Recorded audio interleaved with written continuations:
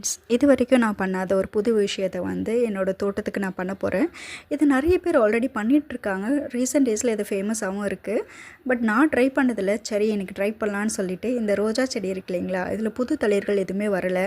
அதனால் என்ன பண்ணேன்னா, அந்த ஸ்டெம் எல்லாம் கட் பண்ணி விட்டுட்டேன். நல்லா ட்ரிம் பண்ணி விட்டுட்டேன். ட்ரிம் பண்ணும்போது என்னோடய பையன் சொன்னான், அம்மா கொஞ்சம் லீவ்ஸை விட்டுடு, அப்போ தான் வந்து ஃபோட்டோசிந்தசிஸ் பண்ண நல்லாயிருக்கும் செடிக்கு அப்படின்னு சொல்லிட்டு.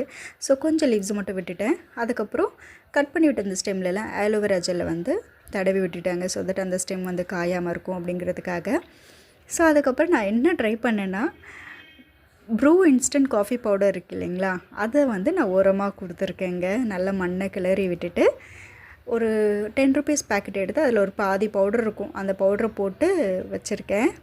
1 வீக்கில் நமக்கு ரிசல்ட் தெரிஞ்சிடும். பார்ப்போங்க எப்படி வளருதுன்னு சொல்லிவிட்டு. நான் போடுற வீடியோஸ் உங்களுக்கு பிடிச்சிருந்தா லைக் அண்ட் சப்ஸ்கிரைப் பண்ணிக்கோங்க ஃப்ரெண்ட்ஸ்.